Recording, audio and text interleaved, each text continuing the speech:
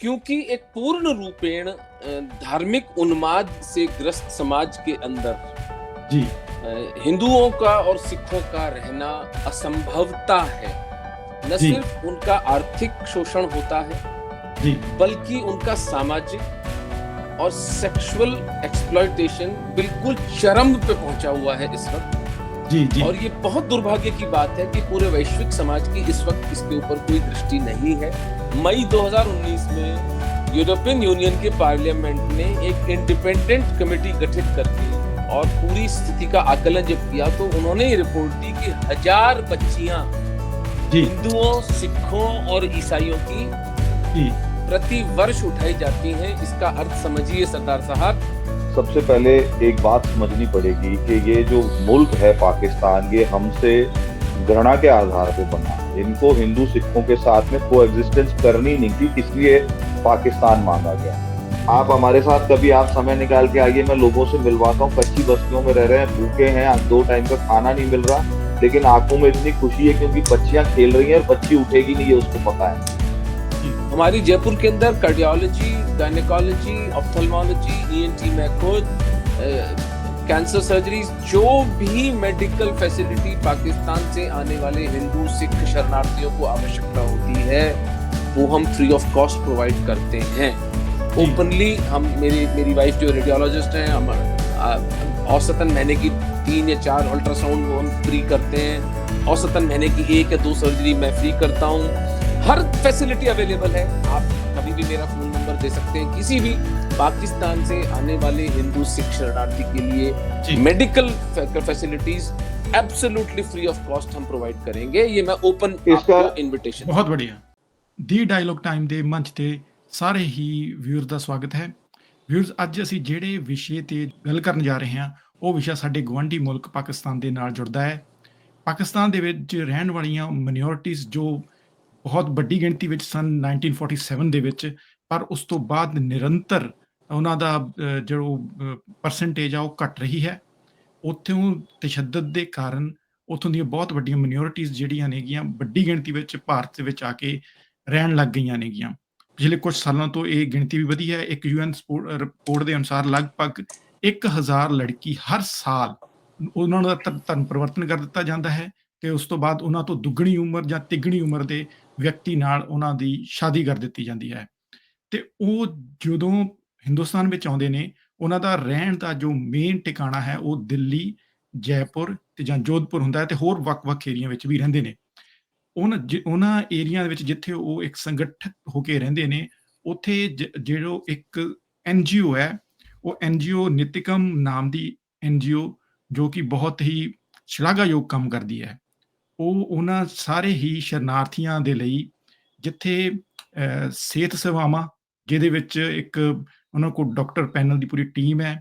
ਫਿਰ ਉਸ ਤੋਂ ਬਾਅਦ ਉਹਨਾਂ ਦੇ ਲੀਗਲ ਐਡਵਾਈਸ ਕਿ ਜਿਵੇਂ ਹੁਣ ਇੰਡੀਆ ਵਿੱਚ ਆਉਣਾ ਆ, ਫਿਰ ਉਹਦੇ ਵਿੱਚ ਉਹਨਾਂ ਦਾ ਪੇਪਰ ਵਰਕ ਹੁੰਦਾ ਹੈ, ਫਿਰ ਵੀਜ਼ਾ ਲੈਣਾ ਹੁੰਦਾ ਹੈ, ਫਿਰ ਉਹਨਾਂ ਦੇ ਇੰਡੀਅਨ ਸਿਟੀਜ਼ਨਸ਼ਿਪ ਤੱਕ ਇੱਕ ਪੂਰਾ ਪ੍ਰੋਸੈਸ ਹੈ, ਉਸ ਦੇ ਵਿੱਚ ਉਹ ਮਦਦ ਕਰਦੇ ਨੇ। ਤੇ ਫਿਰ ਤੀਜਾ ਜਿਹੜਾ ਸਭ ਤੋਂ ਇੰਪੋਰਟੈਂਟ ਹੈ ਕਿ ਰੋਜ਼ਗਾਰ, ਕਿ ਕੋਸ਼ਿਸ਼ ਕਰਦੇ ਨੇ ਕਿ ਉਹ ਇਸ ਯੋਗ ਹੋ ਜਾਣ ਉਹ ਸ਼ਰਨਾਰਥੀ ਕਿ ਉਹ ਆਪਣਾ ਖਾ ਪੀ ਸਕਣ ਤੇ ਆਪ ਕਮਾ ਸਕਣ। ਤੇ ਇਸ ਜੋ ਕਿ ਬੜਾ ਸੈਂਸਿਟਿਵ ਵਿਸ਼ਾ ਹੈ, ਉਸ ਤੇ ਗੱਲ ਕਰਨ ਲਈ ਅੱਜ ਸਾਡੇ ਕੋਲ ਨਿਮਿਤ ਏਕਮ NGO ਤੋਂ 2 ਸ਼ਖਸ ਆਏ ਹੋਏ ਨੇ। ਪਹਿਲੇ ਤਾਂ ਮੈਂ ਡਾਕਟਰ ਸਾਹਿਬ ਉਮੇਂਦਰ ਰਤਨੂ ਜੀ ਦਾ ਸਵਾਗਤ ਕਰਦਾ ਹਾਂ। धन्यवाद भाई, बहुत बहुत आभार आपका बुलाने के लिए। ਤੇ ਇਹਨਾਂ ਦੇ ਨਾਲ ਹੀ ਜਿਨ੍ਹਾਂ ਨਾਲ ਮੈਂ ਪਹਿਲੇ ਤੋਂ ਹੀ ਗੱਲਬਾਤ ਕਰ ਰਿਹਾ ਹਾਂ, ਉਹ ਨੇ ਜੈ ਅਹੂਜਾ ਜੀ, ਜੋ ਜੈਪੁਰ ਤੋਂ ਨੇ। ਸਾਰੇ ਦਰਸ਼ਕਾਂ ਨੂੰ ਸਤਿ ਸ੍ਰੀ ਅਕਾਲ, ਨਮਸਕਾਰ, ਰਾਮ ਰਾਮ ਜੀ। ਜੈ ਅਹੂਜਾ ਜੀ, ਤੁਸੀਂ ਤੇ ਡਾਕਟਰ ਸਾਹਿਬ ਨੂੰ ਤੁਸੀਂ ਅਕਸਰ ਵੱਖ-ਵੱਖ ਚੈਨਲਾਂ ਤੇ ਬਾਕੀ YouTube ਤੇ ਵੀ ਸੁਣਦੇ ਰਹਿੰਦੇ ਹੋ। ਤੇ ਜਿਹੜੇ ਮੈਂ ਗੱਲਬਾਤ ਕਰਾਂਗਾ, ਕਿਉਂਕਿ ਸਾਡੇ ਦੋਨੇ ਹੀ ਜਿਹੜੇ ਗੈਸਟ ਨੇ ਉਹ ਹਿੰਦੀ ਵਿੱਚ ਤਰਜੀਹ ਦਿੰਦੇ ਨੇ, ਕਿਉਂਕਿ ਇਹ ਹੈ ਵੀ ਆਊਟ ਆਫ ਪੰਜਾਬ ਤੋਂ ਨੇ। ਤੇ ਬੇਸ਼ੱਕ ਜੈ ਅਹੂਜਾ ਜੀ ਪੰਜਾਬੀ ਨੇ, ਪਰ ਕਿਉਂਕਿ ਉਹਨਾਂ ਦਾ ਜੰਮਪਲ ਤੇ ਉਹ ਕਾਫੀ ਦੇਰ ਤੋਂ ਰਾਜਸਥਾਨ ਤੋਂ ਹੀ ਨੇ, ਉਹ ਵੀ ਜ਼ਿਆਦਾ ਆਪਣੇ ਆਪ ਨੂੰ ਫਲੂਐਂਟ ਜ਼ਿਆਦਾ ਹਿੰਦੀ ਵਿੱਚ ਹੀ ਨੇ। तो डॉक्टर अमेंद्रू जी, मैं आपसे पहले ये पूछना चाहूँगा कि शरणार्थी पाकिस्तान से क्यों आते हैं? मतलब कि जो वहाँ की माइनॉरिटीज़ है वो इंडिया क्यों आती है? भाई सबसे पहले तो संस्था का नाम है निमित्त एकम। निमित्त का मतलब होता है द इंस्ट्रूमेंट। जी, तो ये जी, गीता से शब्द लिया है कि हम भगवान कृष्ण के, हम श्री गुरु गोविंद सिंह जी महाराज के चरणों में चलते हुए केवल उनके निमित्त हैं। जी, जी, हम करने वाले नहीं हैं। हमारे जी, गुरु हमसे करवा रहे हैं, उनका आशीर्वाद के बिना तो पत्ता भी नहीं हिलता।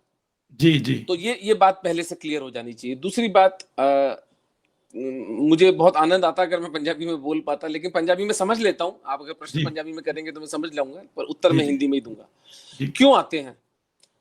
क्योंकि एक पूर्ण रूपेण धार्मिक उन्माद से ग्रस्त समाज के अंदर जी, हिंदुओं का और सिखों का रहना असंभवता है।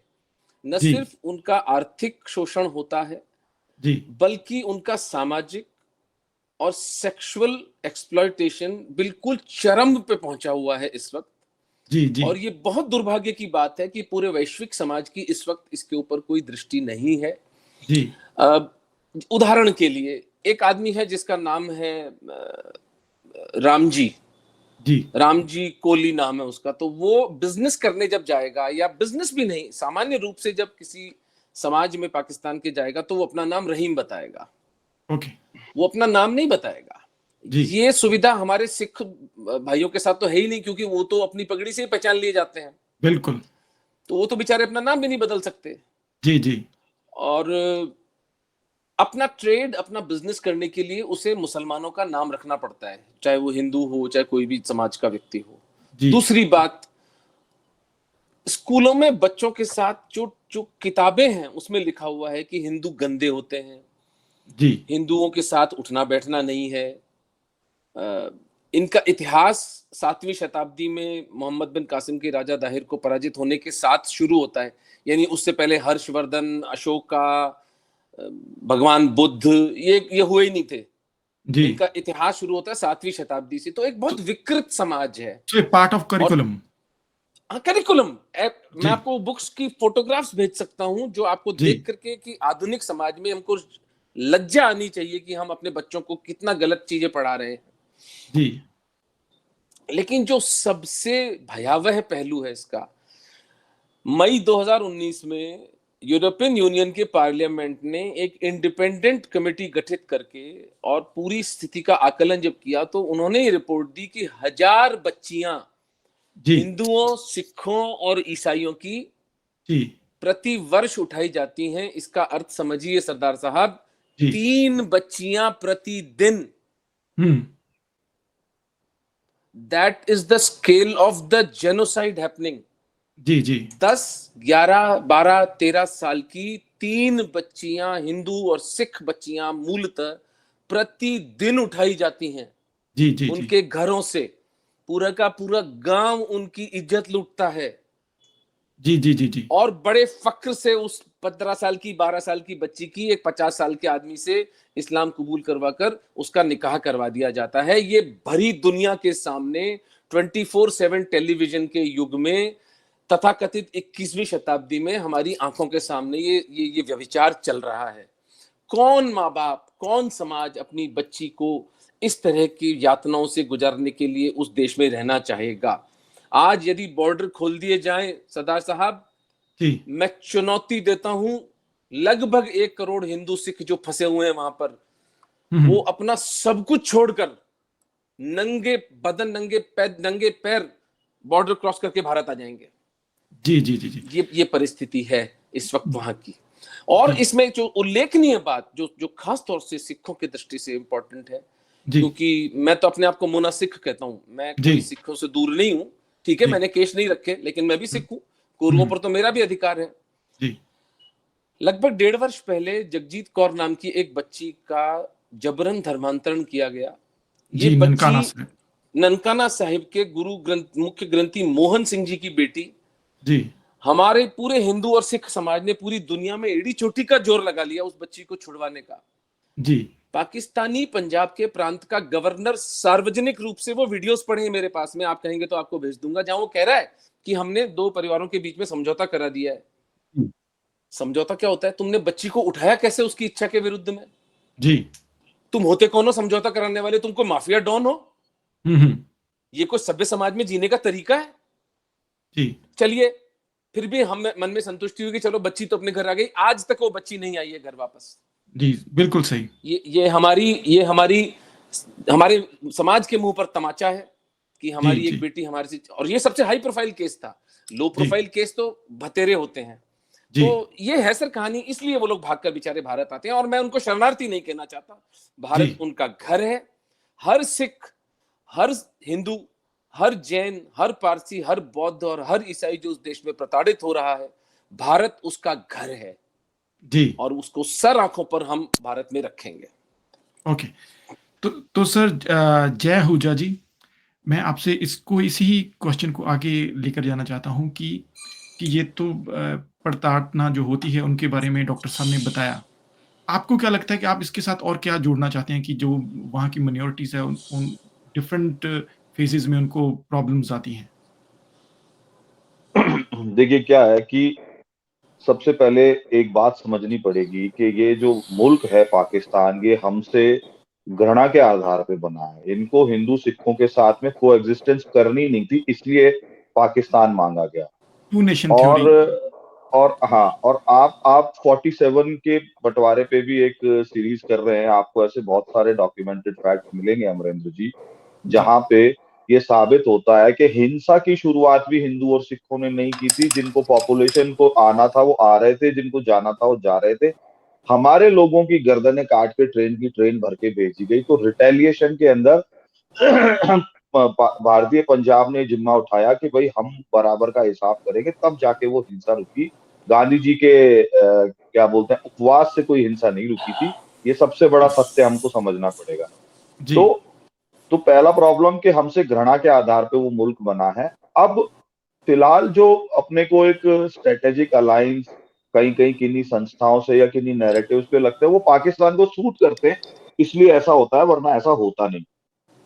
जी ये बच्चियां उठाने वाली जो घटना है, ये स्टेट स्पॉन्सर्ड है, जी क्योंकि अदालतों में जाने के बाद, पाकिस्तान की सुप्रीम कोर्ट तक जाने के बाद भी एक भी बच्ची लीगल सिस्टम ने भी हमें वापस नहीं किया आज तक। जी जी तो ये समझने वाली बात है कि ये सारा क्राइम जो है, ये स्टेट स्पॉन्सर्ड है। ये किसी ग्रुप या किसी रेडिकल ग्रुप या किन्हीं लोगों के द्वारा किए जाने वाला क्राइम नहीं है। इसको वहां पे मीडिया सपोर्ट करता है। अब सोशल मीडिया का दौर आ गया, तो मीडिया को थोड़ा सा न्यूट्रल दिखने के लिए रिपोर्ट करने पड़ते हैं केसेस, वरना सोशल मीडिया के दौर से पहले वहां का मीडिया रिपोर्ट नहीं करता था। अब थोड़ा सा और हिस्टोरिकल बैकग्राउंड समझते हैं। जी 1950 में भारत और पाकिस्तान के प्राइम मिनिस्टर दिल्ली में मिलते हैं और एक जी बड़े चार्टर पे साइन करते हैं। उसको बोलते हैं नेहरू लियाकत पैक्ट। जी नेहरू लियाकत पैक्ट ये कहता है कि पाकिस्तान का कोई भी माइनॉरिटी यदि भारत आना चाहेगा तो भारत को उसको मैंडेटरी शेल्टर देना ही पड़ेगा। भारत एज ए नेशन उसको ना नहीं कर सकता, क्योंकि वो अनडिवाइडेड इंडिया के सिटीजन है। जी इसी तरीके से भारत का कोई मुसलमान यदि पाकिस्तान जाना चाहे तो as a Islamic country Pakistan को उन सभी मुसलमानों को अपने यहाँ पे शेल्टर मैंडेटरी देना ही पड़ेगा। पाकिस्तान डिनाई नहीं कर सकता। जी साथ ही ये बात आई कि सब इनको अब आगे रखेंगे कैसे, इनका स्टेटस क्या होगा, इसको लीगली कैसे रखा जा सकता है। जी तो इसके लिए तय हुआ कि कोई प्रेफरेंशियल सिटीजनशिप का अरेंजमेंट इन गरीब निरीह लाचार लोगों के लिए कर देना चाहिए। ये दोनों देशों ने तय किया। जी अगर पाकिस्तान कोई मुसलमान जा रहा है तो पाकिस्तान भी उसको प्रेफरेंशियल सिटीजनशिप देगा, और भारत में कोई हिंदू सिख या अन्य माइनॉरिटीज आ रहे हैं उस बेल्ट के, तो उन सबको भारत प्रेफरेंशियल सिटीजनशिप देगा। जी अब आपको शायद हिस्टोरिकल बात ध्यान हो या ना हो, एक बड़े नेता थे कांग्रेस के, आचार्य जेबी कृपलानी। वो पार्टीशन डीड बिल्कुल पे साइन करने वाले प्रेसिडेंट कांग्रेस थे वो समय। जी और जेबी कृपलानी जी और दौलत राम जयराम दास को जो है सिंध के हिंदू सिखों का गद्दार कहा गया था, क्योंकि इंडियन सिंध के प्रपोजल पे उन्होंने गांधी जी के दबाव में और जिन्ना के दबाव में कॉम्प्रोमाइज कर लिया था। वरना 3 जिले सिंध के और 3 जिले राजस्थान के, 2 जिले गुजरात के मिला के एक इंडियन सिंध बनाने का भी प्रपोजल था। तो जी पंजाब तो हमको 40% मिला, लेकिन हमको 1% भी सिंध नहीं मिला, जबकि वहां पे हिंदू सिखों की पॉपुलेशन लगभग 58%। जी जी जी जी और आज तो भी सिंध में बहुत सारे गुरुद्वारे, बहुत सारे ग्रंथी और बहुत सारे मतलब लोग वहां पे सिख समाज के हैं। चलिए मैं आगे बढ़ता हूँ। वहाँ वहाँ सर एक ये भी बात है ना कि वहाँ पे जो एक रियासत थी, एक हिंदू रियासत, उन्होंने पाकिस्तान के हाँ, जाने का भी फैसला कर लिया था। नहीं, नहीं, ऐसा नहीं है। अमरकोट के बारे में एक जी, बहुत झूठी बात चलती है। जी, अमरकोट के राजा को तो 1600 कुछ में हरा के और वहां पे सुमरो नाम के मुस्लिम परिवार का कब्जा हो गया था, और उनको पड़ोस में छोटी सी जागीर, एक गांव 20-25 गांव की राणा जागीर नाम की जगह पे कॉम्प्रोमाइज के तहत शिफ्ट कर दिया था सोडाओं को। लेकिन जो बड़ी रियासत थी छाछड़ो लक्ष्मण सिंह जी सोडा की, वो भारत में आना चाहते थे। हर बार उदाहरण राणा जागीर के हमीर सिंह और चंद्र सिंह परिवार का दिया जाता है, जबकि चंद्र सिंह परिवार को 15,000 एकड़ कल्टीवेटेड लैंड छोड़ दी गई पाकिस्तान के साथ में जाने के इनाम के तौर पे। जी, और जैसे हमारा एक भारत का एस्टेब्लिशमेंट है रॉ, जो अक्रॉस बॉर्डर काम करता है, इसी तरीके से उनका एस्टेब्लिशमेंट है जीएचक्यू। आईएसआई तो खुला दिखता है, जैसे हमारे यहाँ आईबी खुला दिखता है। तो जी, जीएचक्यू के फाउंडर मेंबर थे राणा चंद्र सिंह। ओके, और इंडियन एरियाज में स्पाइस, हिंदू स्पाइस और सिख स्पाइस क्रिएट करना, ये फोर्टे था जीएचक्यू के कमीशनिंग के समय राणा चंद्र सिंह का। ओके, तो ये बेकार की बात है। अच्छा, वो घूमे, राणा चंद्र सिंह गए महाराणा मेवाड़ के पास में, ब्लैंक चेक लेके जिन्ना का उन्होंने फाड़ के उसके मुंह पे मार के भगा दिया। कोई हुँ, शामिल हुआ क्या उसके कहने से? एक छोटा सा 25 गांव का ठिकानेदार, उसको आप आइडेंटिकल एग्जाम्पल बनाते हो क्योंकि वो नैरेटिव पाकिस्तान को सूट करता है। हुआ क्या? जी, बर्बाद हो गए वहां के सारे लोग। जी, हमारे गुरुद्वारे खत्म कर दिए, हमारे मंदिर खत्म कर दिए, जैन मंदिर तो एक भी नहीं बचा है। जी, तो जो समझदार लोग थे उनको पता था कि इस्लामिक रिपब्लिक पाकिस्तान में हमारा कोई भविष्य नहीं है, इसीलिए मेरे दादाजी माइग्रेट होके आए। जो जी, नहीं आए, उनकी बेचारों की क्या गलती है? आज मैं 44 ईयर्स मेरी एज है साहब। हुँ, हुँ, मेरे हाथ में था क्या मैं भारत में पैदा हूँ या पाकिस्तान में पैदा हूँ? यदि मेरे दादाजी नहीं आते तो मैं भी पाकिस्तान में पैदा होता, because my father was 1.5 year old at the time of partition. वो तो डिसीजन नहीं ले सकते थे। जी, ये जी, तो मेरे दादाजी की पुण्याई है। मैं 7 जन्मों तक भी मेरी पीढ़ियां मेरे दादाजी का उपकार नहीं चुका सकती। वो नहीं आए होते तो हम नहीं सड़ रहे होते क्या वहां पे? जी, जी, अच्छा, मैं ये कह रहा था कि इसके बाद में जेबी कृपलानी जी के मन में जो अपराध भाव था, उन्होंने बड़ा फॉलो अप करके 1953 में एक पार्लियामेंट्री बोर्ड बनवा दिया। जी, उस पार्लियामेंट्री बोर्ड की ये जिम्मेदारी थी कि वो एक एक्ट का जो है ड्राफ्ट फाइनल करे, जी, सिटीजनशिप कैसे होगी भारत में। तो जी, इसके लिए पहला क्लॉज है, कोई भी बंदा जो जन्म से भारतीय हो सकता है, उसके लिए अगर वो भारत की धरती पे पैदा हो रहा है, तो माँ बाप में से एक जने का इंडियन सिटीजन होना जरूरी है। जी, अगर वो विदेश में पैदा हो रहा है, तो माँ बाप दोनों अगर इंडियन सिटीजन है, तो तुरंत इंडियन कॉन्सुलेट या इंडियन एम्बेसी उस बच्चे को माँ बाप के आवेदन पे, उनकी रिक्वेस्ट पे पासपोर्ट भी इशू करेगी, बर्थ सर्टिफिकेट भी इशू करेगी। जी, जी, ये पहला क्लॉज है। दूसरा है बाय नेचुरलाइजेशन।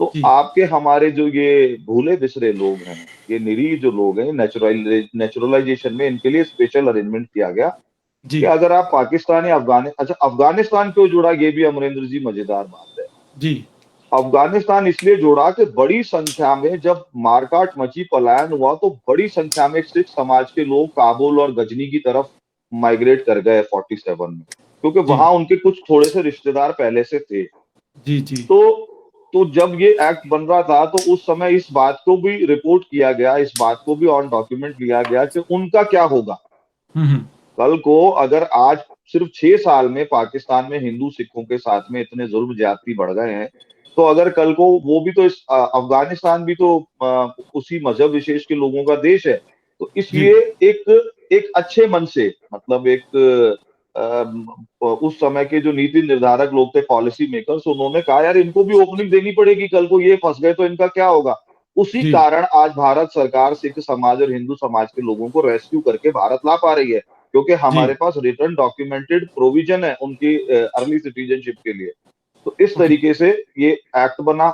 एक्ट का पहला क्लॉज ये कहता है 51A कि अगर आप अफगानिस्तान या पाकिस्तान के माइनॉरिटी हैं, आप जी, 7 साल से भारत में रह रहे हैं, और आप या आपके मदर फादर में से कोई एक अनडिवाइडेड इंडिया का सिटीजन था, हुँ, 47 15 अगस्त से पहले उसका बर्थ है, तो आप अर्ली सिटीजनशिप ले सकते हैं। जी, यहीं से सीएए की शुरुआत होती है। हमने जी, बोला जी 70-72 साल हो गए इस बात को, पार्टीशन। अब ऐसी जी, पीढ़ी बची नहीं है जिनके पास में ये प्रूफ हो कि उनके पिताजी 47 से पहले पैदा हुए थे, या वो खुद 47 से पहले पैदा हुए हों। तो आप कंपल्सरी शेल्टर, मैंडेटरी शेल्टर तो हर बच्चे को, हर परिवार को दे रहे हो भारत में, जी, 1950 के नेहरू ले आकर समझौते के कारण। एक इंटरनेशनल ट्रीटी है वो, आप उसका पालन कर रहे हो, बहुत अच्छी बात है एज ए नेशन। लेकिन इन बेचारों का होगा क्या? ये सड़ते रहेंगे 12 साल, 15 साल, 20 साल, इनकी सिटीजनशिप की ओपनिंग नहीं होगी, कहाँ जाएंगे? तो इस आधार पे हमने कहा जी ये 47 का राइडर हटा दो, क्योंकि छोटे छोटे बच्चे, अब आप देखिए जलंधर में 300 परिवार है अमरेंद्र जी। हिंदू सिख फैमिली जो पाकिस्तान से है। हाँ बिल्कुल बिल्कुल, और कोई संभालने वाला नहीं था, पूरा एस्टेब्लिशमेंट उनको पूछता नहीं है। हम लोगों ने दिन रात परिश्रम करके राजनाथ सिंह जी को चिट्ठियां दे के उनकी लिस्टें दे के अभी अमित शाह जी ने 13 नए शहरों को के कलेक्टर्स को, पहले 16 थे 2016 में, तो राजनाथ सिंह जी ने 16 जिला कलेक्टर और 7 राज्य सरकारों के गृह सचिवों को, होम सेक्रेटरीज को पावर दिया था कि आप लोकल लेवल पे सिटीजनशिप दे सकते हैं।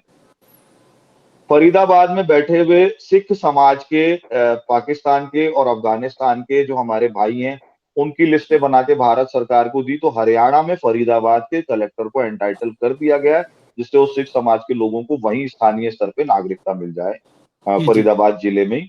और हरियाणा के गृह सचिव को, होम सेक्रेटरी को एंटाइटल किया है। ऐसे ही पहली बार जलंधर के डिस्ट्रिक्ट कलेक्टर को एंटाइटल किया अमित शाह जी ने, और पंजाब के होम सेक्रेटरी को ये पावर दिया है कि भाई आप इन विचारों को, जो और दूसरे शहरों में है, जलंधर के अलावा बाकी के डिस्ट्रिक्ट्स में, इनको आप पंजाब के स्तर पे ही नागरिकता दे दो, और इनको जो रिलीफ मिल सकती है आप वहीं पे इनको मैक्सिमम हेल्प कीजिए। मुझे ये समझ में नहीं आया कि कैप्टन अमरिंदर जैसे देशभक्त आदमी, अमरिंदर सिंह जी जैसे देशभक्त आदमी ने सीए के खिलाफ प्रस्ताव क्यों पारित किया। हम जय हो जी, हम सीए पे आएंगे थोड़ा सा लेटर, लेकिन अब एक मैं छोटी सी बात करना चाहता हूँ डॉक्टर अमेंद्रू जी। पूरी दुनिया में एक लॉ भी है, और एक वैसी बात होती है कि अंडर 16 बच्चियों की शादी नहीं होनी चाहिए, या अंडर 18, पूरी दुनिया में ही है। पाकिस्तान में 18 कंपलसरी है, पाकिस्तान में 18 कंपलसरी है। हाँ, बट एक अमेंडमेंट किया था शायद बेनजीर भुट्टो की सरकार ने या जुल्फिकार अली भुट्टो ने, कि जब शरिया लॉ और पाकिस्तान का कॉन्स्टिट्यूशन कन्फ्लिक्ट करेगा तो शरिया लॉ इंप्लीमेंट होगा, पाकिस्तान का कॉन्स्टिट्यूशन इंप्लीमेंट नहीं होगा। तो शरिया लॉ प्यूबिटी की बात करता है, और प्यूबिटी मेडिकल रिपोर्ट से फॉल्स तरीके से प्रूव भी कर दी जाती है। जी जी जी। तो जो जैसे अभी सिंध में, अगर आप बता सकें कि जो सिंध में एक आ रहा था बच्चियों को सेव करने के लिए, एक वो अपना बिल ला रहे थे, वो बिल पास ना करा सके और उनके ऊपर प्रेशर बढ़ गया गवर्नमेंट के ऊपर, तो उन्होंने बैकफुट पे चले गए। उसको आप क्या कारण मानते हो कि वहां पे कुछ फंडामेंटलिस्ट हैं कि गवर्नमेंट ने खुद ही कर लिया? सर, अगर कोई समाज 16 साल की बच्ची या 18 साल की बच्ची से नीचे की सेफ्टी के लिए बिल लाता है और वो नहीं आता है, तो किसको दोष देंगे आप?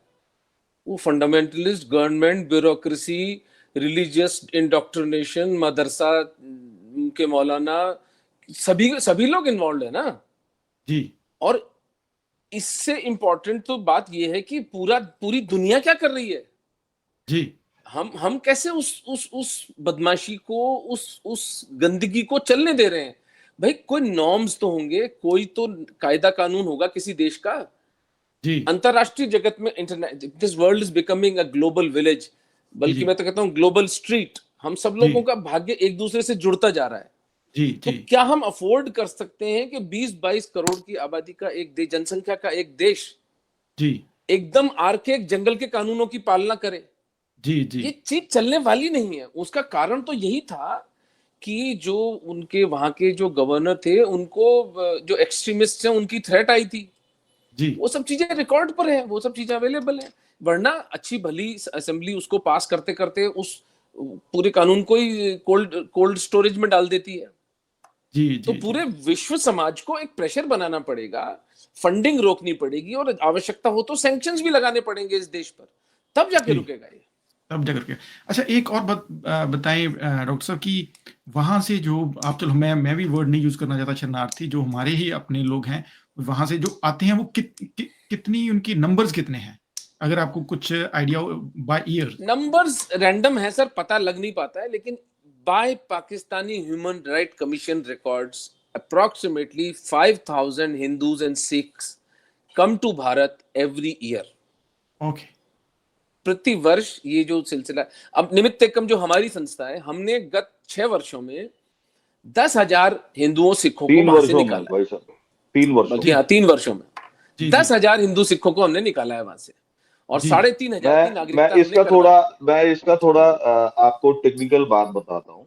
जी दोनों देशों में बायलैटरल ट्रीटी है कि 2000 वीजा पर मंथ भारत देगा जी पाकिस्तान जाने के लिए, जी पाकिस्तान से आने वाले लोगों को, हम्म, और 2000 वीजा पर मंथ पाकिस्तान देगा भारत से पाकिस्तान जाने वाले लोगों को। उसमें कोई जाति धर्म नहीं है, वो अपनी प्रायोरिटी के हिसाब से जो हाई कमीशन है वो तय करते हैं कौन जाएगा कौन नहीं जाएगा। हम्म, हम फैसिलिटेट करते हैं लोगों को अमरेंद्र जी कि जी किसी तरीके से लोग वहां से निकले, और उसके लिए एक मैंडेटरी प्रोसीजर है। इंडियन सिटीजन की स्पॉन्सरशिप कंपलसरी है किसी भी व्यक्ति को, अगर पाकिस्तानी बिल्कुल नागरिक को सिटीजन को वीजा लगाना है तो।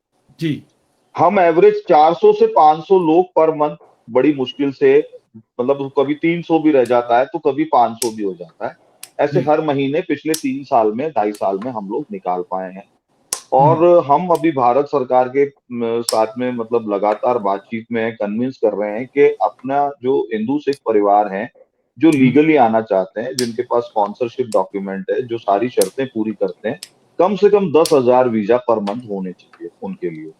ओके तो इसमें 2000 में क्या होता है सर कि ऐसे मुस्लिम लोग भी भारत आते हैं जिनको जियारत के लिए आना है या कोई रिश्तेदारी में हम्म, आना है या अपने हम्म, पर्सनल किसी इशू के लिए आना है। जी ऐसे हिंदू और सिख भी हैं जिनको सिर्फ या तो हरमिंदर साहब दर्शन करने आना है या हरिद्वार गंगा जी अपने पुरखों की अस्थियां विसर्जित करने जाना है। और इसमें परमानेंट सेटलमेंट वाले परिवारों के वीजा बहुत कम निकल पाते हैं, क्योंकि ओके जो नेचर ऑफ वीजा है, हम्म, विजिट वीजा फॉर 90 डेज, उस पे सैंक्शन, तो जी उस पे वहां पे है ना एक सैंक्शन उन लोगों ने लगा रखी है, और वो वीजा निकलवाने बड़े मुश्किल होते हैं। 30 दिन का वीजा पंजाब के धार्मिक स्थानों पे आने के लिए, 30 दिन का वीजा हरिद्वार जाने के लिए तो मिल जाता है। अब जी इसके बाद में एक नई प्रैक्टिस शुरू हो गई, जब वहां की एम्बेसी ने जो है इन हिंदुओं को सिखों को वीजा नहीं दिए, तो ये हम्म, धार्मिक वीजा पे आकर के और अपने आप को यहाँ बिखेर देते हैं। मतलब कहता है भाई जेल भेज दो, हमारी हम्म, गर्दनें काट दो, और हम वापस हम्म, नहीं जाएंगे। क्यों नहीं जाओगे भाई? कि सब बच्ची उठेगी, हमारी जी गर्दनें कटेंगी, हम हम्म, वाहेगुरु जी का खालसा नहीं बोल सकते, हम जय श्री राम नहीं बोल सकते, तो हम यहीं रहेंगे। आपको जो करना है हमारे साथ करो, 10-20 साल जेल में रखो, फिर तो रहने दोगे यहाँ पे? जी तो आपके तो संगठन में कितने लोग आप लुक आफ्टर करते हैं सर देखिए, हम हमारे जो बेंचमार्क्स हैं वो बताता हूँ। जी 3,000 के आसपास हमने राजस्थान में नागरिकताएं करा दी हैं। हम लोग एक छोटी एनजीओ है। अब जी हमने फरीदाबाद को भी हाथ में ले लिया है। जी फरीदाबाद में सिख समाज के लोग बड़ी संख्या में हैं, सबसे ज्यादा संख्या में अफगान और पाकिस्तान से आए हुए सिख हैं।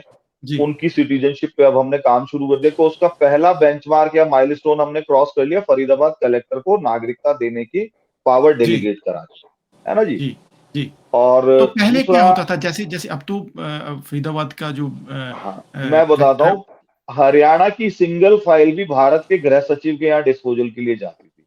जी पंजाब की सिंगल एमएचए में फाइल भी जाना भारत पड़ता था। भारत के होम सेक्रेटरी के पास, मिनिस्ट्री ऑफ होम अफेयर्स में जाती थी। तो जी देखिए, भारत के होम सेक्रेटरी से मिलना हम जैसे एक्टिविस्ट के लिए भी आसान नहीं है।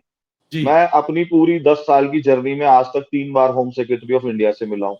जी होम मिनिस्टर साहब से मिलना आसान है, माननीय राजनाथ सिंह जी से मिलने में कभी भी समस्या नहीं थी। जी तो माननीय राजनाथ सिंह जी से मिलना आसान था, भारत के गृह सचिव से मिलना मुश्किल था। इसीलिए हमारी हमेशा डिमांड रहती थी कि लोकल लेवल पे पेपर्स का डिस्पोजल हो, ऐसी व्यवस्था की जाए। तो फरीदाबाद कलेक्टर साहब को पावर मिला है, तो उसका हम्म, सदुपयोग करवाएंगे। और अभी आप देखिएगा कि अगले 1 साल में हम नई नई करते हुए भी कम से कम भी वहां पे जितना भी टोटल नंबर है उसका हम्म, 20-25% केसेस को हम डिस्पोज करवा देंगे।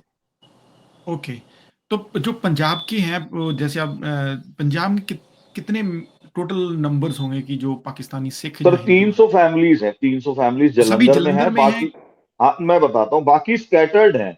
बड़ी संख्या सिर्फ जलंधर में है, जैसे कुछ परिवार लुधियाना में है, लुधियाना में और है। कुछ परिवार भटिंडा में है, कुछ परिवार पटियाला में है। इसका कारण मैं आपको बताता हूँ Amarendra ji, they hmm, can not decide their visa station. उनका हम्म, स्पॉन्सर ने जिस शहर से उनको अपना स्पॉन्सरशिप डॉक्यूमेंट भेजा है, जी स्पॉन्सर की आईडी जिस जिस शहर की है, वो उनको झक मार के उसी म्यूनिसिपल एरिया को अपना वीजा बेस बनाना पड़ेगा। उनके पास चॉइस नहीं। तो वो रहते कैसे उनका जैसे मैं आज ही ना एक अफगानिस्तान सिख से बात करके हटा हूँ मैं सॉरी कल कल रात को तो वो इंडिया आ गए थे फैमिली समेत, वो उनकी बहुत सारे परिवार सभी आ गए थे।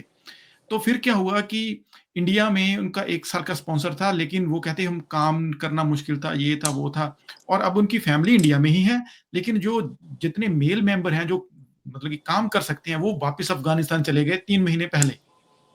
तो अब वो वहाँ पर हों, तो आप क्या करते हैं कि जो लोगों को रोज़गार कमा सकें, उसके लिए कोई आप अगर कोई विशेष उनको स्किल देखिए देते हो? दो तीन चीजें हैं। एक तो सबसे पहले ना, एक 70 साल में पहली बार 69 ईयर्स में 16 अगस्त जी, 2016 को राजनाथ सिंह जी ने इन लोगों के बारे में एक बहुत डिटेल नोटिफिकेशन किया। हमारा जी, वीजा एक्ट ये नहीं बताता कि रेजिडेंट वीजा मिलने के बाद भी आप जॉब कर सकते हैं या बिजनेस कर सकते हैं कि नहीं कर सकते हैं। तो हुँ, माननीय राजनाथ सिंह जी ने 70 साल में पहली बार इनके लिए कहा कि आप आधार कार्ड ले सकते हैं, 2 इंडियन गारंटर का गारंटी एफिडेविट आधार पोर्टल पे जमा करवा के। ओके, ठीक है जी। जी, दूसरी बात उन्होंने बोली आप पैन कार्ड भी ले सकते हैं और आप भारत के टैक्स पेयर बन सकते हैं। तीसरी बात जी, उन्होंने बोली आप ऑफिशियल इंटीमेशन देके अपने लोकल होम डिपार्टमेंट को, जिस स्टेट में आप रह रहे हैं, जरिए सीआईडी जी, आप नौकरी भी कर सकते हैं, जी। आप बिजनेस भी कर सकते हैं, आप एक बैंक अकाउंट भी खोल सकते हैं और आप अपने रहने के लिए घर भी खरीद सकते हैं। जी, तो जी 2007 से ये 2016 से पहले 16 नहीं में था, उससे नहीं पहले था, नहीं था। नहीं था। क्यों? उसका रीजन बताता हूँ कि हमारा वीजा एक्ट इन सब चीजों को, अच्छा ड्राइविंग लाइसेंस भी अलाउ किया। जी, हमने माननीय राजनाथ सिंह जी को कहा कि साहब किसी बच्चे के स्कूटर चलाने से नेशनल सिक्योरिटी कैसे खतरे में आ जाएगी? जी, हम जैसे लोग इस्लामिक मुल्क में, भारत के लोग जाते हैं दुबई में, वहां हमको घर भी मिलता है, ड्राइविंग लाइसेंस भी मिलता है, लोकल आईडी भी मिलती है, भाई हम भी तो बिल्कुल, वीजा बिल्कुल, पे ही रहते हैं वहां पे। तो इन बिल्कुल। लोगों को ऐसी ह्यूमन रिलीफ, वहां हम नौकरी भी कर सकते हैं, वहां हम बिजनेस भी कर सकते हैं, तो हम इन लोगों को ये ऐसी बेसिक रिलीफ देने में तो कोई समस्या नहीं है।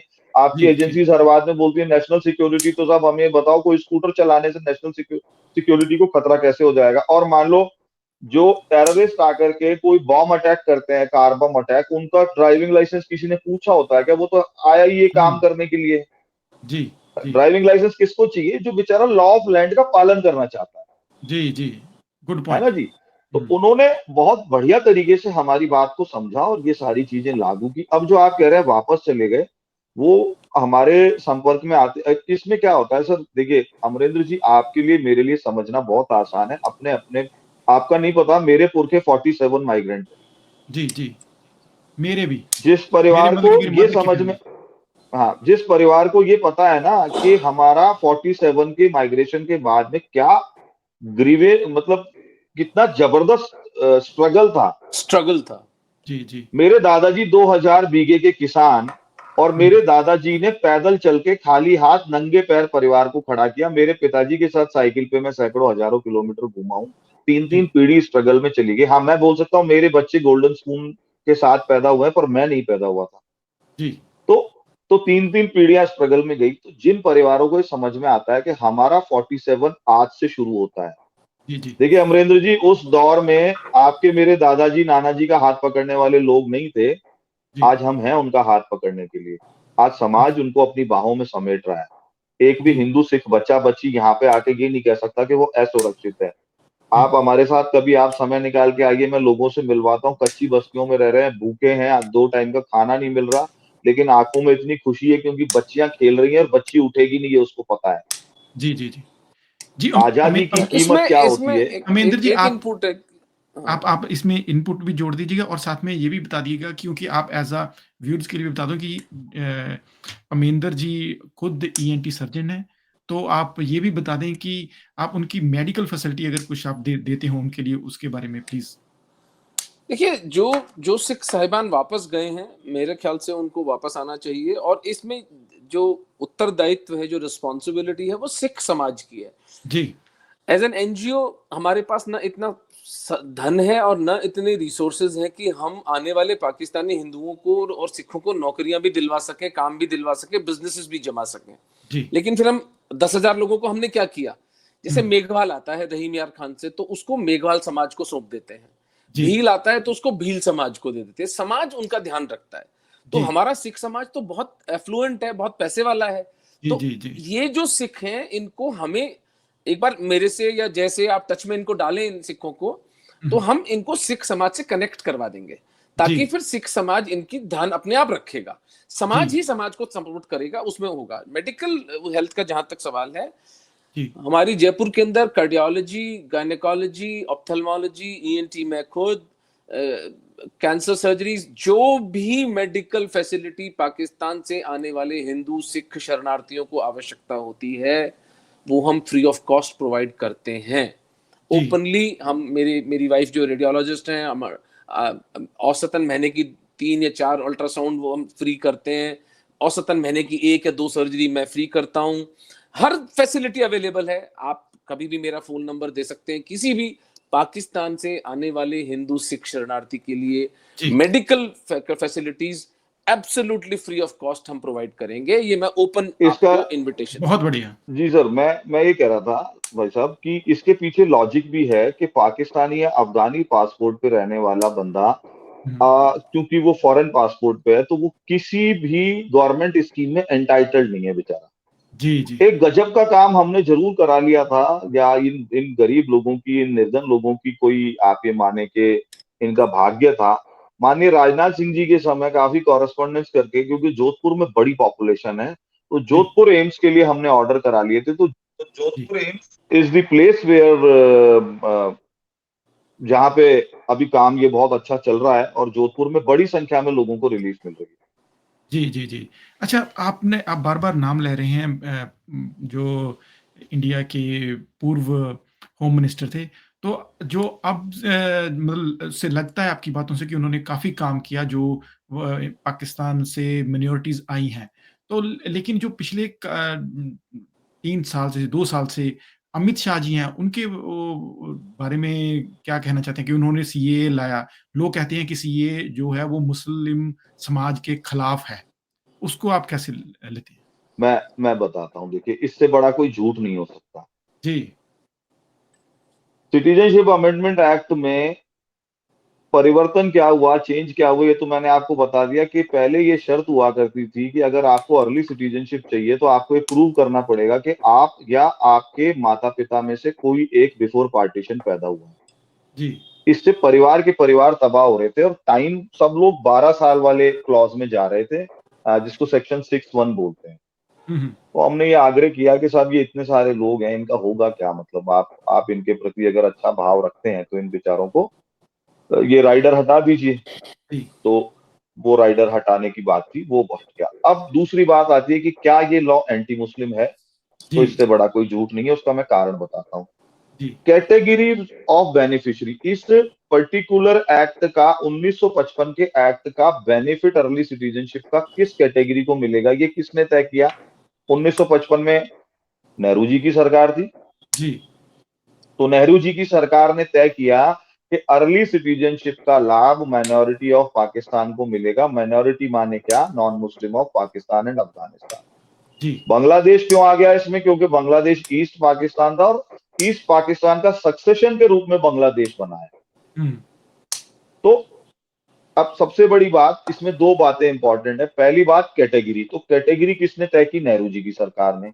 एरिया, जी, जियोग्राफिकल एरिया, किस लैंड के लोगों को ये फायदा मिलेगा, ये किसने तय किया? नेहरू जी ने तय किया। जी, अब कई ग्रुप्स ऐसे यहाँ पे भारत में काम करते हैं। अभी करीब 20 साल पहले भूटान में एक इंसर्जेंसी हुई राजाशाही के खिलाफ, डेमोक्रेसी की बात करने हुँ, की। हुँ, वो फेल हो गया पूरा आंदोलन, और उसमें करीब 2 लाख हिंदू माइग्रेट होकर के भारत में आ गए, जिसमें से 1 लाख लोगों को तो माननीय अशोक सिंघल जी ने भेज दिया अमेरिका, जी, शरणार्थी कार्ड दिला करके। 1 जी, लाख लोग अभी भी भारत में बैठे हैं। उनके बारे में तो इस एक्ट में बात नहीं की, ऐसा हिंदू एक्टिविस्ट बोलते हैं। जी, हिंदू एक्टिविस्ट ये भी बोलते हैं कि साहब हमारे यहाँ पे तमिलनाडु में 1.5 लाख श्रीलंकन हिंदू रिफ्यूजी बन शामिल। के बैठे हुए। हुँ, हाँ, तमिल शरणार्थी बैठे हैं श्रीलंका से आए हुए तमिलनाडु में, उनके बारे में क्यों बात नहीं की? हुँ, रोहिंग्या कन्फ्लिक्ट में करीब 70,000 हिंदू भी बर्मा से भारत में उस लड़ाई झगड़े के दौरान आए, उनके बारे में बात क्यों नहीं की? तो जी, नरेंद्र मोदी जी की सरकार ने एक भी टेरिटोरियल चेंज नहीं किया और एक भी कैटेगोरियल चेंज नहीं किया। अब आपको मैं इस झूठ का पर्दाफाश कैसे करते हैं हम लोग ये बताता हूँ। मैं सीएनएन की डिबेट में पैनलिस्ट बन के गया, जी, वहां पे अभिषेक मनु सिंघवी सुप्रीम कोर्ट के लॉयर ये कहते हैं कि बिल्कुल। जो जो सेक्शन 51A में अर्ली सिटीजनशिप पाक माइनॉरिटी की बात ये लोग कर रहे हैं, ये हम्म, बात गलत है इंडिजीनियस लोगों के लिए। तो मैंने कहा आदरणीय आप इतने बड़े सुप्रीम कोर्ट के वकील हैं हम्म, और बड़े लर्नेड विद्वान व्यक्ति हैं, आपकी सरकार रही है 50-60 साल भारत में, आप हम्म, मुझे एक केस बताइए कि अफगानिस्तान या पाकिस्तान से आए हुए किसी मुसलमान भाई को आपने अर्ली सिटीजनशिप वाले क्लॉज सेक्शन 51A में नागरिकता दी क्या आपकी सरकार ने? जी तो बोलते हैं डेटा चेक करके बताएंगे। तो मैंने कहा नेशनल टीवी पे आके झूठ बोलना बंद कर दो, मैं चुनौती दे रहा हूं, एक भी केस नहीं है। जी मैंने कहा हमारे पास सारा डेटा है, हमने जिंदगी भर इसी बात में सर खपाया, एक भी केस नहीं है। तो ये ऐसे झूठा एक नैरेटिव था जिसको सेट किया गया। बड़े दुख की बात यह है कि हमारे कई सिख समाज के और कई हिंदू समाज के मूर्ख लोगों ने इनको जाके शाहीन बाग में लंगर चखाए हैं, बिरयानियां खिलाई हैं इनको राक्षसों को। और ये राक्षस वो हैं जो हमारी निरीह उठने वाली बच्चियों के को बचाने का जो हम प्रयास कर रहे हैं, उसके रास्ते में, उस कोशिश के रास्ते में ये लोग आ रहे हैं। मैं जी एक लाइन इसमें ऐड करूंगा अमरिंदर जी जी कि प्लीज, जी देखिए प्लीज। ये जो बदमाशी है ना कि इसको लिंक किया गया मुसलमानों का विरोधी है।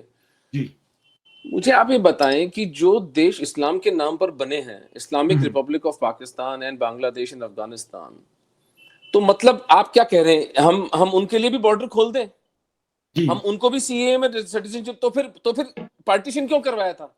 जी लॉजिक ही नहीं हुआ। जी जी बिल्कुल। तो फिर लेटर चलो वापस अखंड भारत कर लेते हैं। जी जी जी जी जी। अच्छा तो आप ये भी कोई कोई कोई लॉजिक हो, कोई आधार बात हो, लेकिन बदमाशी देखिए चलती है। जी जो गोबेल्स ने कहा था ना, you tell a lie 100 times it becomes the truth. जी हमारे अपने लोग इस नैरेटिव को खरीदते हैं और हमारा खून पीते हैं कि जी इसके अंदर मुसलमान क्यों नहीं है। ओके।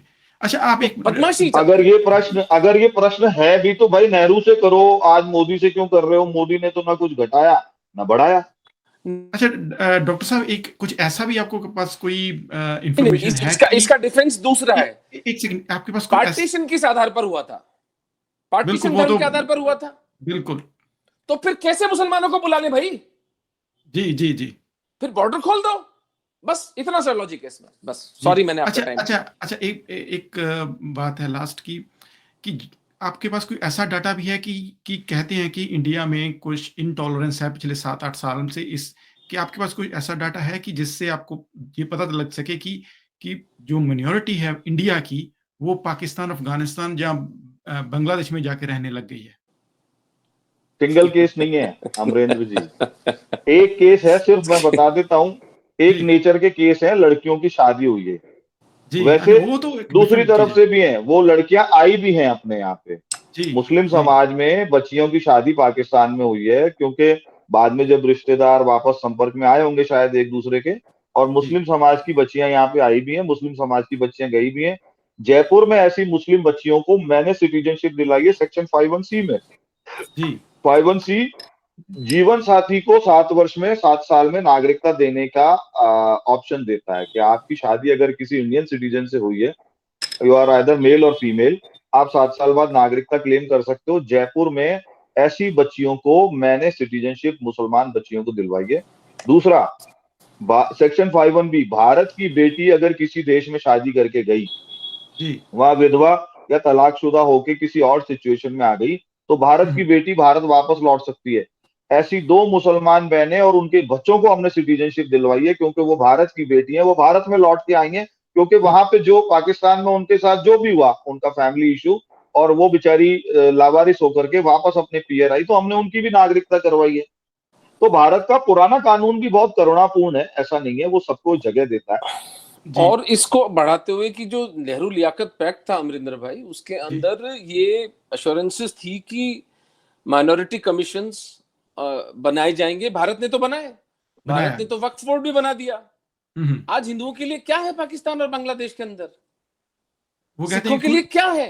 वो कुछ कहते भी हैं नहीं है। इक्विटी इक्विटी ट्रस्ट है जो कि 6 उसके ट्रस्टी हैं और 6 के 6 ही मुस्लिम हैं उसके अंडर। देखिए मतलब ये कोई जी अच्छा डॉक्टर साहब और जय हुजा जी, मैं आपको लास्ट आप बात कहना चाहें कि इसके ऊपर स्पेशली सीए या फिर जो हमारी जो माइनॉरिटी वहां से आई हुई है यहाँ रह रही है उनका फ्यूचर अच्छा कैसे हो सकता है, उसके लिए क्या किया जा सकता है? आप दोनों ही इस क्वेश्चन का आंसर दे दीजिए। मैं तो यही कहना चाहूंगा अमरिंदर भाई के कृपा करके अपनी आंखें खोलें, पूरी जी वर्ल्ड कम्युनिटी को, लेकिन खास तौर से हिंदू सिख समाज को, जी इन सताए हुए, इन दुखी प्रताड़ित लोगों को देखिए। किसी की बेटी से ज्यादा क्या प्रेशियस होता है सर, मुझे बताइए। जी जी किसी की बेटी से ज्यादा कीमती चीज क्या है इस दुनिया के अंदर? जी जी और अगर वो सेफ नहीं है तो जी ये पूरे वैश्विक समाज का उत्तरदायित्व है। इन जी बच्चियों का श्राप हमको लगेगा। जी जी अगर हम इन बच्चियों की रक्षा नहीं कर पाते हैं तो हम कौन, किस गुरु की दुहाई देते हैं यार? कौन से गुरु जी गोविंद सिंह जी, कौन से गुरु अर्जुन देव जी, कौन से तेग बहादुर जी? वो जी तो मर गए थे। जी उन्होंने तो गर्दनें कटा ली अन्याय से लड़ने के लिए। तो जी हम 21वीं शताब्दी में 3 बच्चियां रोज उठ रही हैं, इस पाप को ना होने दें। चर्चा करें, समाज में चर्चा करें, हिंदू सिखों की आपस में एक अंडरस्टैंडिंग हो, आपस में बातचीत करें, एक दूसरे का सहयोग करें, प्रदर्शन करें। पाकिस्तान के उच्चायोग पर जाकर के 20 आदमी इकट्ठे नहीं होते कहीं पर। हम्म। अगर हम पाकिस्तानी उच्चायोग के खिलाफ कहीं को डेमोन्स्ट्रेशन करना चाहते हैं कि पाकिस्तान में अभी गणेश मंदिर तोड़ा गया, अभी जगजीत कौर बच्ची उठाई गई, 20 लोग इकट्ठे नहीं होते। हम्म। तो इतना इतना एटमाइज्ड, इतना आत्म केंद्रित समाज यदि होगा तो कल को आपकी बेटी उठेगी तो फिर शोर मत, कोई आपके साथ नहीं खड़ा होगा आकर के। हमें एक समाज के रूप में जागृत होना पड़ेगा और समाज के रूप में ही प्रतिकार करना पड़ेगा। अल्टीमेटली पाकिस्तान जैसे रोग देश के ऊपर हमें सैंक्शंस लगवाने पड़ेंगे, वरना हमारे सिख और हमारे हिंदू उस देश में नहीं बच सकते। जी जी जय साहब। तो मैं लीगल, टेक्निकल और ग्राउंड एक्टिविज्म का आदमी हूँ, तो मैं जी आपको ये कहूंगा कि पॉलिटिकल विल और पॉलिटिकल प्रेफरेंस दोनों बहुत जरूरी हैं। जी कोविड आने के बाद में पॉलिटिकल विल भी इस मुद्दे पे बड़ी धीमी पड़ गई है और समझ में नहीं आ रहा है क्या हो रहा है। सिटीजनशिप अमेंडमेंट एक्ट बार बार पोस्टपोन्ड हो रहा है। ये एक पोस्टपोन क्यों हो रहा है? नियम नहीं बने, ऐसा भारत सरकार के गृह राज्य मंत्री नित्यानंद राय जी ने लोकसभा में कहा है कि जी इसके रूल्स रेगुलेशन बनना बाकी है। ब्यूरोक्रेसी है सर, इट्स अ और वाइट दू, एलिफेंट। दूसरा मैं आपको बताऊं, माननीय राजनाथ सिंह जी ने 2016 में जब ऑर्डर पास किए थे सिटीजनशिप देने के, पावर डेलीगेट किए थे कलेक्टर्स को, तो साथ में एक आता कि 31 दिसंबर 2009 यानी 7 साल पहले जो भारत में आ चुका है उसको ना वीजा, वो उसको पासपोर्ट रिन्यूअल की भी जरूरत नहीं है और उसको पाकिस्तान एम्बेसी जाके पासपोर्ट सरेंडर करके रिनाउंसिएशन सर्टिफिकेट यानी नागरिकता त्याग प्रमाण पत्र लेने की जरूरत नहीं है। जी वो कलेक्ट्रेट में 100 रुपए का स्टाम्प देके कहे कि मैं पाकिस्तान की नागरिकता छोड़ता हूँ और कलेक्ट्रेट में लास्ट स्टेप के तौर पे अपना पासपोर्ट जमा करा दे, आइदर इट इज वैलिड और एक्सपायर्ड, उसको सिटीजनशिप ग्रांट हो जाएगी। जी इस ऑर्डर को रिन्यू कराने के लिए हम पिछले 1 साल से पच रहे हैं। भारत सरकार के कई मंत्री हमारी सहायता भी करते हैं, लेकिन ब्यूरोक्रेसी का हाल इतना बुरा है कि वो इस ऑर्डर को दबा के बैठी है। इधर पाकिस्तान एम्बेसी में अपने हिंदू सिख परिवार, बच्चे, भाई बहन रोज सुबह लाइन में लगते हैं 4 बजे, क्योंकि 2 घंटे के लिए विंडो खुलती है। हर आदमी 4 बजे 5 बजे इसलिए पहुंचता है कि कहीं मेरा नंबर नहीं आया 2 ढाई घंटे में। और 2.5 घंटे में 2-2 मिनट के अंदर भी वो एक बार सबसे पहले क्या करते हैं, फीस जमा पहले से करा के आओगे आप अपने काम। आपके पास में चालान होना चाहिए, ई चालान होना चाहिए कि मैंने पैसा जमा करा दिया है मेरे काम का, तब तो वो विंडो पे आपसे बात करेगा। काम फिर भी नहीं करते तो रोज 15-20 लाख रुपए रेवेन्यू जा रहा है। और मजे की बात, किसी का काम हो या ना हो, किसी को 1 रुपया भी पाक एम्बेसी वापस नहीं देती है। तो हमने अभी मैं 5 दिन दिल्ली था, आपसे मेरी फोन पे भी बात हुई थी, मैं ट्रैवल जी कर रहा जी था। हम भारत सरकार को 2 बातें कहने की कोशिश कर रहे हैं कि आप एक एनिमी मुल्क को रोज 15-20 लाख रुपए क्यों दिला रहे हो जी? वो वहां पे उन्हीं से बंदूकें खरीद के हमारे ही बच्चों को मार रहा है उन्होंने, और कुछ तो आता नहीं है। और दूसरी बात, इन निरीह लोगों को जब शिवराज पाटिल जी के समय पासपोर्ट कलेक्ट्रेट में जमा कराने की छूट मिली थी, माननीय राजनाथ सिंह जी के समय जब ये छूट मिली थी, तो अब आपके समय भी मिलनी चाहिए। और मुझे उम्मीद है कि अगले हफ्ते 10 दिन में ये काम हो जाएगा और इनका भविष्य बेसिकली ब्यूरोक्रेसी के वर्किंग और पॉलिटिकल विल के साथ बहुत ज्यादा जुड़ा हुआ। समाज का अपना काम है, लेकिन लीगल टेक्निकल रिलीफ मिले बिना इनका समाधान नहीं होता सारी चीजों का। जी जी जी जी शुक्रिया डॉक्टर अमरिंदर रत्नू जी और जय हुजा जी, जो आपने समय दिया और जो जो एक ऐसे तबका जो जिनको वाकया में ही ज़रूरत है, आप उनकी हेल्प करते हैं। मैं आपका दिल से धन्यवाद करता हूं और शुक्रिया आप इस प्रोग्राम में आए। अमरिंदर थैंक भाई, यू। आपका बहुत आभार कि आपने इन भुलाए हुए, सताए हुए जो मैं फरीदाबाद के सिख हैं, मैं इनको देखता हूँ 2008 से ये लोग वहां पड़े हुए हैं। जी आज 13 साल हो गए इनको, और जी नागरिकता की कोई बात नहीं होती। अब हमने इनकी फाइलें लगाई हैं, तो ये तो मेरे परिवार के जैसे हैं। वो इतने फाइल उनके लगाने फोन में भी आप देखो, पहले कलेक्टर को पावर डेलीगेट कराइए, वरना भारत के गृह सचिव से कोई नागरिकता नहीं ले सकता भाई नहीं साहब ले आसानी सकते। बिल्कुल बट मैं बिल्कुल आपको बता रहा हूँ, उसका प्रतिफल बता रहा हूँ कि हर होली दिवाली पर मैसेज आता है। श्री सिंह है इनका नेता, वो आए दिन फोन कर देता है, और जी सर जी कैसे हो जी। तो वो जो सिखों का एक सरल और विनोदी और खुशनुमा स्वभाव है, तो मुझे भी मेरे को, जय को, हम दोनों को, हमें भी एक परिवार मिल गया। तो जी जी जी अब ये बस ये प्रेम का सिलसिला चलता रहे, इन भुलाए हुए सताए हुए लोगों की सेवा करते हुए जीवन बीते, यही संकल्प है। और आप जैसे मित्र हमारी सहायता कर रहे हैं, इसके लिए जी आपका भी बहुत बहुत आभार। जी जी ओके जी, शुक्रिया जी, थैंक यू।